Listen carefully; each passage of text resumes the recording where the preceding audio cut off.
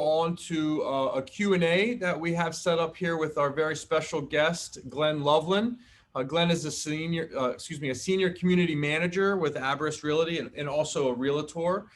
His office is in Potomac, and he holds his PCAM designation credential from the Community Association Institute.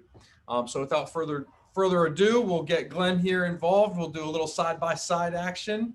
Good morning, Glenn. Thanks for joining us today. How are you?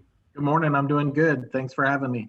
Absolutely. Really appreciate you hopping on here with us for our coffee break to talk about such a devastating catastrophe there at the condos on Jib Street and Laurel. So I just had a few questions to ask with you, Glenn, here first. Explain to me how you first were notified of the emergency in the fire loss at the Bridgeport condos. Well, as you can imagine, and I managed multiple properties, but my phone started ringing off the hook. Everybody that knew that I managed that property, they're like, do you know you have a fire out there? And I started seeing some text pictures coming in, and sometimes you have some small kitchen fires that are pretty easy to put out, but when we saw flames coming through the roof, we knew that we had a pretty devastating fire for sure. Yeah, absolutely. I mean, when I hear fire, I freak out, especially someone in your position where you've got a property and a lot to manage. So what was going through your mind when you got that call that you had a major fire? Yeah, I mean, obviously as a property manager, we take pride in every property that we manage, and all of the people that are the owners there as well. So, the first thing always is just hoping that nobody got hurt, that you never want to hear of anyone that, had an unfortunate situation where they were either injured or worse, or their pets, or anything like that. So that was the first concern. And then obviously, trying to get everything set up to take care of the fire itself. So. Sure. Absolutely. So ultimately, what led you to call us at Tri-State Restorations after you were notified and it's time to get some pieces moving in place? What led you to call Tri-State Restorations?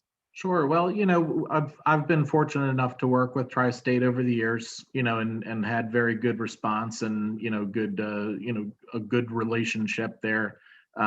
So once I got the call about the fire, I did reach out to Mark Wilson and told him what was going on. And for me, it's a matter of making sure that whoever takes on the project can handle it. Mm-hmm. And that was my main first call, was basically saying, hey, I'd like to give it to you guys, but I want you to be honest as well and just make sure that it's something that you can handle. And Mark was very very honest with me, and he said, absolutely, we'd love to help you out there. And I think the crew was on site within about 40 minutes, of my initial call. So that was pretty impressive. Yeah, great. Thank you for that. We certainly appreciate the opportunity and being able to respond quickly for you on this project and this loss, but on the others that we've worked together as well. You mentioned, your first concern, making sure that nobody was hurt or injured. Certainly having that compassion and empathy are really important when you have a loss or when you're dealing with disaster. How would you say our team has shown those similar values that you described? You guys have been great. I mean, with everyone down to our our on-site staff, to the individual owners that were affected, as well as neighboring owners that are affected but in a different way. They've had nothing but very positive things to say about the crew and everything that they've done. And even down to the insurance adjusters and fire investigators and everybody when we initially walked through the units, with all the damage. And even as quick as you guys got the temporary roof up there and everything, people that have dealt with this a lot, like the insurance people, they all kind of looked up and said, that was a phenomenal job, for something that you guys put together in a night. Mm-hmm. Yeah. Quick, being able to respond quickly. A loss of this sort certainly, looks like a long timeline to be able to recover 12 units, 12 families. People's lives have been turned upside down. What kind of timeline did you anticipate something like this before the owners could move back into their homes? Yeah, so I mean, it's kind of a tough one, and we still don't really have a full picture from the company that will be doing the restoration work. But you know, in good times, you could estimate probably at least 8 to 10 months. Obviously during a pandemic where it's a lot harder to get materials and permits and stuff like that. I think we're looking more towards the 10 month to a year time frame. Which is obviously devastating to an owner of a unit that's being put out of their home. Sure. Um, Absolutely. Pandemic, it certainly brings a lot of challenges to the process. And, the mitigation process really being one of the first steps, setting up the temporary roof and then getting the property cleaned and dry. How does that mitigation process fall into that timeline in your eyes? Well, the mitigation actually went very well. The only thing that was held up, and it wasn't on your end, was actually from the fire investigator for the unit that the fire originated in, before they would clear it.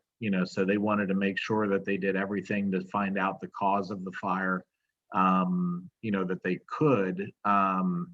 And you guys had everything else already done and ready, just waiting on the last unit. So that was the only holdup. And once we got that cleared, I think within a week you guys had that unit, and that was the worst, cleaned up. So it's been going along pretty well. Yeah. Yeah, I appreciate that. We certainly recall being on site a few different times and just making sure that the property was safe for not only for our team, but for the adjusters, for you, the property manager, and for other contractors on site walking through to take a look at things and get a scope. Certainly wanted to make sure that the space was safe to be able to start conducting work on the project. So through this process and still working through it as we move on, to the rebuild side of things and getting these homes and these condos back to a livable condition. Any positive takeaways or anything that you've learned in this process? Yeah, I mean, actually, I guess you can say I've had the unfortunate experience to have dealt with many fires. I've been doing this 25 years, and you see a lot when you're managing properties in that kind of time frame. But um, with a large fire like this, you're in a position where you have to go on fire watch when you don't have a active sprinkler system working because everything's been kind of burnt up. And in this particular case, the main phone lines for the fire panel actually fed through the attic space of all the units, so they got burnt up. So we were going to be in a position where we were going to have to be on fire watch for probably several weeks. But we were able to work with our fire protection company, and they were able to actually put in a mobile system that we were able to get turned over. So we only ended up having to be on fire watch for about 7 days. So it wasn't too bad there. Nice.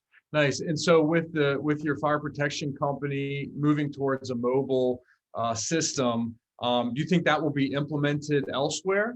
I do. Yeah, that seems to be kind of like where things are going now. Awesome. Awesome. Great. Well, we really appreciate your time this morning, Glenn. Thank you so much for jumping on with us and My to pleasure. answer some questions and sort of tell the story as you saw from managing the community. Really appreciate it again. Thank you so much. You're welcome. Thank you for having me. Before we let you go, Glenn, really quick, we do have a question from the audience for you. And they'd like to know, how long have you been managing properties? And have you ever dealt with a loss of this size before? So I've been managing about 25 years with Abaris Realty. And as far as fires, I have had several. This is certainly, I would say, one of the top five.